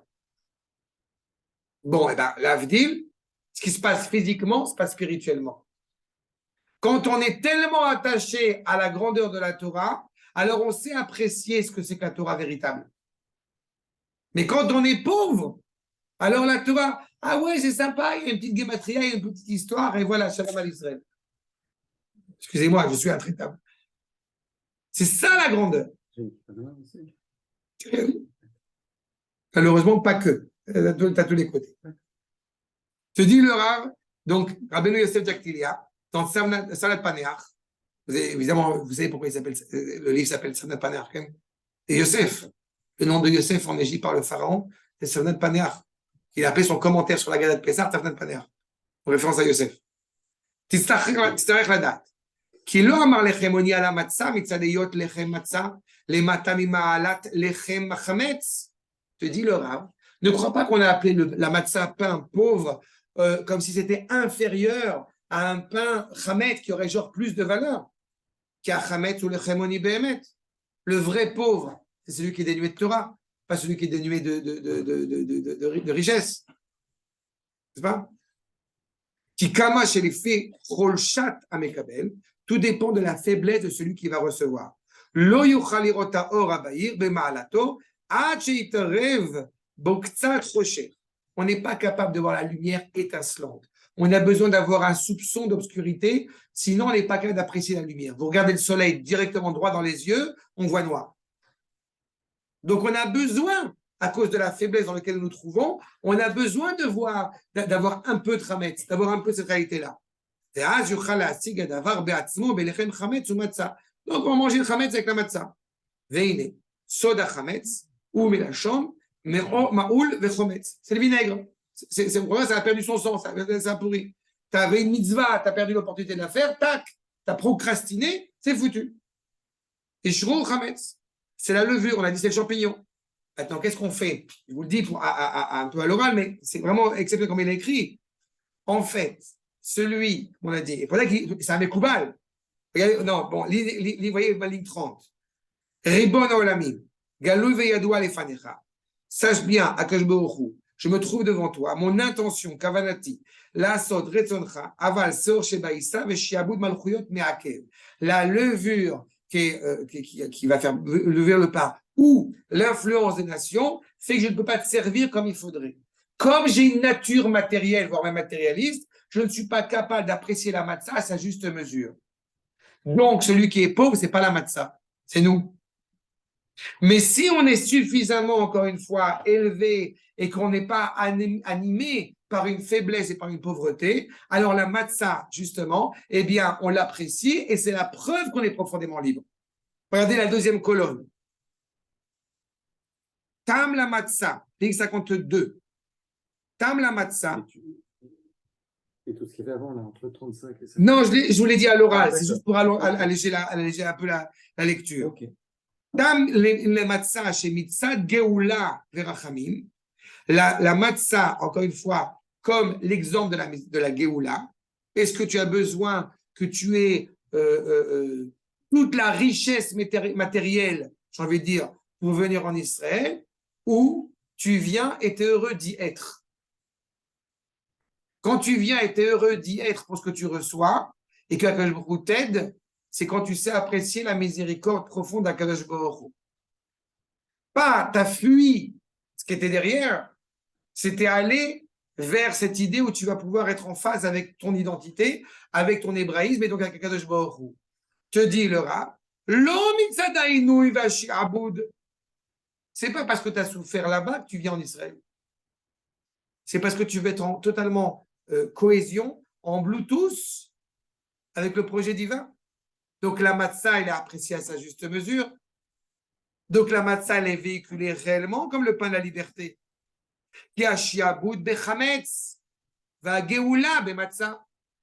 Au contraire, le nôtre. Je ne peux pas sortir, j'ai quand même toute ma nourriture. Je n'ai pas de problème à ce qu'on aime bien se prendre un petit choucroute et du camembert de temps en temps. Par contre, j'ai un problème quand c'est à cause du camembert, on ne peut pas revenir à la maison. Qui est libre et qui est en état d'esclavage. La matzah, c'est la geoula. Zesot shelo ispik batzekar. On retrouve le verset qu'on a cité au tout début. C'est ça le secret de la pâte qui n'a pas eu le temps de monter. Anavotenu lachmitz. Chez Elu ichmitsu Rewi Mayoul Ishtabed. Ceux qui ont loupé le coche, ceux qui ont permis à la matzah de monter, eh ben, ils ont oublié de monter. La matzah allait monter, alors eux, ils ne sont pas montés. Achametz aremez liotenu meoravim bechomer me'akev. Le chametz, c'est quand on est mélangé justement aux nations. On a chai, 18 minutes avec la montre. Vite, vite, dépêche-toi. Non, ça va prendre ton temps. J'ai l'exemple, l'anecdote de mon beau-père. Jusqu'à Yacout Yamim. Pardon? Rav Terté. Il le dit, lui, noir sur blanc. Et je ne vais pas revenir en les épaissards, les la pour déjà bien. Mais tu as raison. Mon beau-père, il m'a toujours raconté qu'il y a maintenant une quarantaine d'années à peu près, il était en Angleterre, ils avaient prévu de monter en Israël, ma femme elle avait 2 ans, et le patron de mon beau-père, il a dit, reste un an de plus, je te double ton salaire. Vous entendez le Hametz? Vous sentez le Hametz venir? Mon beau-père, il a dit, je monte maintenant. Si j'attends encore un an, je ne monterai pas. À cause de ce Hametz. C'est ça qu'il te dit. Mais au ravim bechomer me'akev. À cause de cela, il y a malheureusement une multitude d'exils qui se sont succédés après l'Égypte. On doit se voir comme si on sort d'Égypte en cette nuit-là. Regardez ce qu'il termine le Rav, justement, en étant heureux, en ne se réjouissant de manger de la matzah, avec comme optique de commencer à préparer les valises pour venir en Eretz Israël. Quand on est en Eretz Israël, d'aller à Yerushalayim, quand on est à Yerushalayim, de monter sur le Rabbait. C'est constructif, physiquement, mentalement, spirituellement. Aval, à matzah remez liotenu motzechen lifnei Hashem. Matzah Hashem. Dans la notion de matzah, vous êtes en pleine relation avec Kadosh Baruch Hu. Vous avez en tête, je suppose, qu'à la fin du Seder, on termine avec Shir HaShirim. Qu'est-ce qu'il y a comme chant d'amour le plus beau et le plus animé par la sainteté que Shir HaShirim, encore une fois, d'amour entre le Créateur et la créature. Mais on peut se louper. Ce qui se passe tout au long de Shir HaShirim. Besod, kimotsei matzah chaim, retzon veyafek retzon Hashem. Quand tu cherches, quand tu trouves la matzah, justement la vitalité, tu vas en sortir la volonté d'Akadosh Baruch Hu. Sauf d'avar, midatadin, agmura bechametz, la justice terrible, eh bien, elle est rattachée au chametz. Chez midatadin, il y a noten et gvul advarim. Le chametz est limité. C'est limité dans l'ordre de la nature. La matzah, comme justement tu fais en sorte de t'empresser, c'est quand tu étais hors temps. Pour t'empêcher de tomber dans cette désuétude de l'ordre naturel des choses. Kol davar gashmi inyano sheyesh bo gvul. Tout ce qui est matériel, évidemment, est limité. Ou midat rachamim agmura b'matzah. Alors que la miséricorde profonde, c'est exactement l'image de la matzah. Donc, est-ce que la matzah, c'est a priori ou a posteriori? Eh bien, ça dépend à qui ça s'adresse. C'est a priori si tu es capable d'apprécier la matzah à sa juste mesure. Et c'est a posteriori si tu veux rester esclave toute ta vie. C'est clair? Ah, c'est clair? Il y a des questions? Shalom Goldouv! Borim Diou! Merci.